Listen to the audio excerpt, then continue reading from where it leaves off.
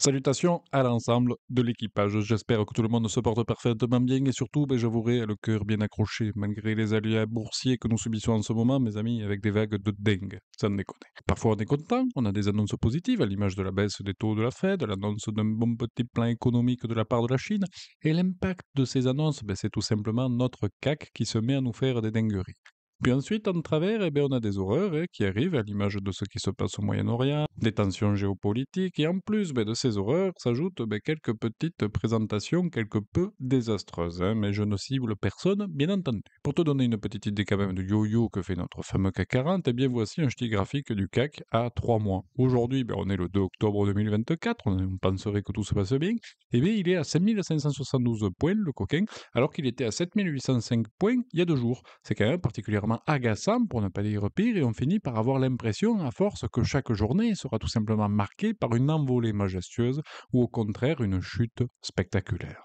Mais très franchement, je t'avouerai qu'à titre personnel, me positionnant et me qualifiant plutôt d'investisseur que de trader, je regarde tout cela franchement d'un point de vue assez éloigné, comme si je n'étais, je te dirais, presque pas concerné par la situation. Non, non, non. Bref, je pratique du stoïcisme, quoi. Il faut, ouais. En effet, je trouve que le marché surréagit en permanence à la moindre information pour faire l'inverse la plupart du temps 2 mois plus tard. Une crise, ça dure max un an, et puis après ça repart de plus belle. Enfin bref, du coup, je reste focalisé, si tu veux, sur ma stratégie globale et mes fameux 8 petits indicateurs bon sang. Tu vois? Tranquille pépère, quoi. Donc en gros, quand c'est bas, c'est plutôt bien, je trouve. On trouve des affaires, on renforce ses petites positions si les indicateurs y sont bons. Et quand c'est haut, on constate ses petites plus-values. On allège parfois un peu ses positions quand même pour ramasser quelques petites plus-values. Et surtout, on le fait quand les indicateurs ils se dégradent parce que le cours est trop élevé. En parlant de stratégie, je ne sais pas si tu te souviens que le temps passe à une vitesse quand même de dingue, mais je t'avais évoqué qu'à mes débuts, et en traînant un petit peu sur YouTube, j'étais tombé sur un influenceur qui s'appelait Michael Ferrari. Et donc lui, il me parlait d'un fameux bouquin, et surtout au début, je ne savais pas par où attaquer. Et donc ce fameux bouquin, il m'a surtout bien aidé à mes débuts. Je t'avouerai qu'il m'a tellement aidé que je l'appelais ma Bible à un moment donné. Et d'ailleurs, je l'ai offert à mon petit beau-frère. J'en profite s'il regarde cette petite vidéo pour lui faire un petit coucou et puis quand même lui transmettre tout mon soutien, oui, car figurez-vous qu'il vit à Poitiers en ce moment. Bon, bref, consécutivement à cette petite blagounette poitevine, qui, je vous en informe, est aussi une race caprine quand même, j'ai découvert au travers de ce bouquin qu'un sympathique Monsieur Swensen proposait donc un tableau d'allocation d'actifs. Excusez-moi du terme quelque peu pompeux, où en gros, il te disait que si tu avais 10 000 balles dans un portefeuille, il te fallait posséder en gros 30% en obligations nationales, soit 3 000 euros, 30% en obligations d'État, soit 3 000 euros aussi, 15% en fonds immobiliers, soit 1 500 euros, 15% en actions de pays développés, soit 1 500 euros également, et les 10% restants en actions de pays émergents, soit 1 000 euros. Comme tu vois, je suis fort en maths. Et comment j'ai traduit cette information dans ma petite tête? Je te fais abstraction quand même des 30% d'actions nationales, puisque je te bassine quasiment à chaque vidéo et à chaque analyse avec mes fameuses étapes 1, 2 et 3, et puis mes 8 petits indicateurs. Mais du coup, point important, comme tu le vois, quand même, cela ne représente finalement ces petites actions que 30% de la valeur totale de mes possessions. Bon, bref, pour repartir sur l'ensemble de mon portefeuille, prenons les 15% en fonds immobiliers. Et quand j'ai démarré mes investissements boursiers, j'avais déjà attaqué l'immobilier, si tu veux. Pourquoi? Tout simplement, l'intérêt, c'était de profiter dès que possible du petit levier magique qui est constitué par le fameux effet de levier.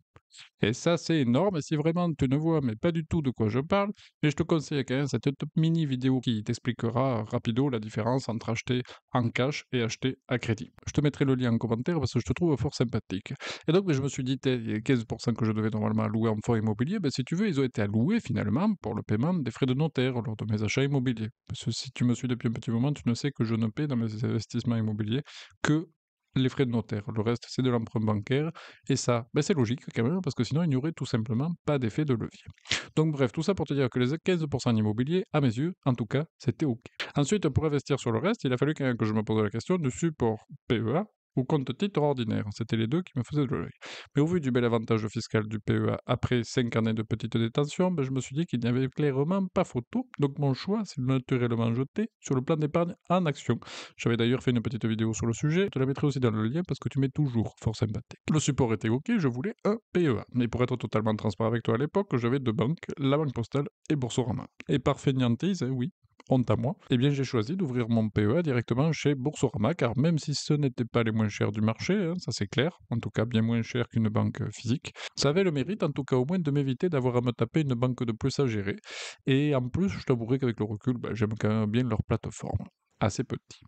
Le PEA une fois ouvert, il me fallait donc chercher, comme le demandait Swinton, des obligations d'État. Alors là, joie bonheur, car on ne peut naturellement pas trader sur les obligations d'État dans le cadre d'un plan d'épargne en action, sauf, et oui, sauf si c'est via un petit ETF. Et bien ça tombait bien car il y en avait justement un qui traînait qui était éligible au PEA. Il n'y en avait pas 50, il y en avait que à l'époque, en tout cas quand j'ai analysé ça, et je crois que ça n'a pas changé depuis. Pareil, j'avais fait une petite vidéo sur le sujet, donc là, c'était OK. Petit point à te souligner quand même sur le sujet, pour être totalement transparent avec toi, j'ai un PER, un plan d'épargne retraite pour défiscaliser, dans lequel j'ai investi 100% en obligations et que j'ai donc inclus, si tu veux, dans mon allocation globale d'actifs. Qu'est-ce que je veux te dire par là? Qu'il y a 30% qu'il faut allouer en obligations d'État.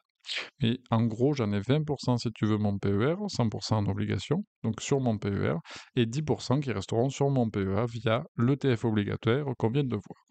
Ensuite, il y avait 15% en actions de pays développés et 10% en actions de pays émergents. Là, heureusement, il y avait quand même un peu plus de choix, c'est rassurant, avec des petits nouveaux d'ailleurs qui ont fait leur entrée, à l'image de BlackRock tout récemment. Donc pareil, j'avais fait un petit comparatif entre eux, et puis prise de position sur ces petits. Hein. À un moment donné, il faut bien y aller. Et donc la question qui te térode, le sujet du jour aujourd'hui, c'est mais où en sont donc nos 3 petits ETF sur lesquels on avait tradé au début? Donc, je te rappelle, on avait 15% de notre portefeuille en ETF Monde, mon ami. Alors, concernant l'ETF Monde, je t'avais bassiné le 24 février 2023 avec le petit Amundi MSCI World, qui a d'ailleurs changé de nom et qui, lui, au départ, il cotait 396,0723 euros. Et donc, il est en cours actuel, ce petit, ça va, c'est bien, 531,222,6 euros. Que dire? Eh bien, tout simplement qu'on est quand même assez content, puisque l'on a enregistré une belle petite plus-value latente sur 15% de notre petit portefeuille.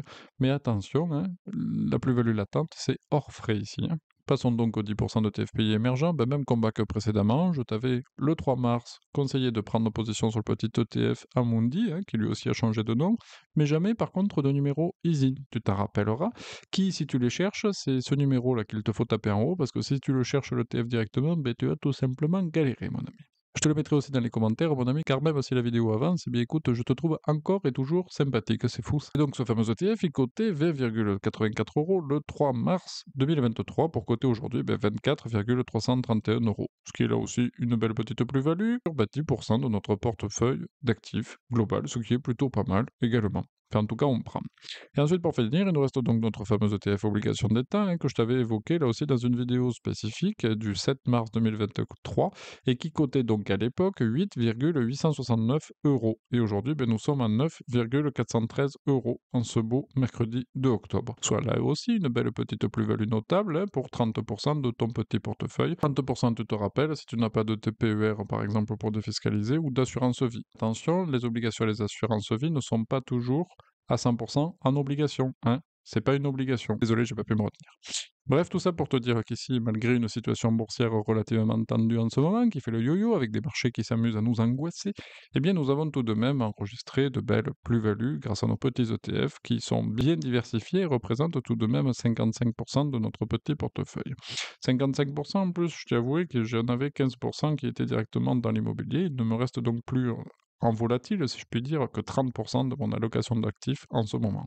Donc bref, tout cela pour te montrer que 30%, c'est quand même relativement plus simple à gérer psychologiquement que 100% de ton portefeuille, mon ami. Et ça, c'est pas mal. Pour conclure et te permettre d'aller te coucher et partir au boulot sereinement, en plus, mon ami, je voulais finaliser cette vidéo en te partageant ce beau graphique de JP Morgan qui nous montre que plus ta durée de détention est longue et plus ton risque de perte en capital est faible. Et tu vois qu'au bout de 20 années de détention, il s'avère tout bonnement nul. En gros, tu ne peux plus perdre. Donc surtout, hein, partez serein, mes amis. À bon entendeur. Salut!